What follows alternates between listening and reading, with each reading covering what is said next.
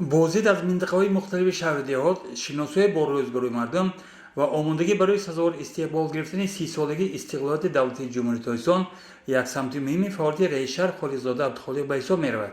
Дар ҳамин асос чанде пеш сафари кори раисшаҳр ба ҷамоати деҳоти Моғилон сурат гирифт.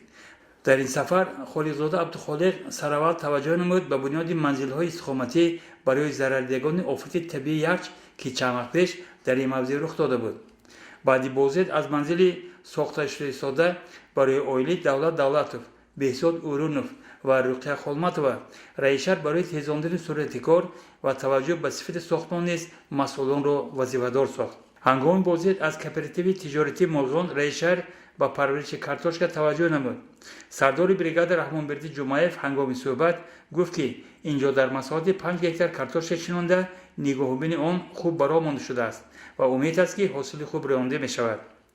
масъалаи ободи роҳҳо аз ҷумлаи масъалаи дигаре буд ки ба он Абдухолиқ Холиқзода таваҷҷӯҳ намуда аз мутасаддиён талаб намуд ки на танҳо тахту анвор балки васеънамудани роҳ низ бояд дар маркази таваҷҷӯҳ қарор дошта бошад.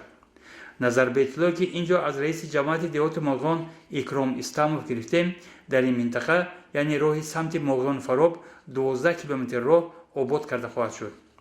вобаста ба дархости аҳолии Абдухолиқ Холиқзода барои ба кор даровардани трансформатор ва ба ин васила обёрӣ намудани заминҳо супориш дод ва ин масъала сари вақт ҳалли худро ёфт. ҳангоми сафар раисшаҳр Холиқзода Абдухолиқ дар тантана бахшида ба мавриди истифода қарор гирифтани мағозаи хӯрокворӣ низ ширкат дошт ва ба масъулон аз ҷумла соҳиби мағоза Фойзил Раҳмонқулов барои чунин иқдом изҳори сипос кард. дар хотимаи сафар раисшаҳр Абдухолиқ Холиқзода собиқадори меҳнат аз деҳаи Пули Гирдоб Меҳрубон Мирзоевро аёдат намуда ба ӯ барои хизматҳои бисёрсолааш дар соҳаи кишоварзӣ изҳори сипос кард.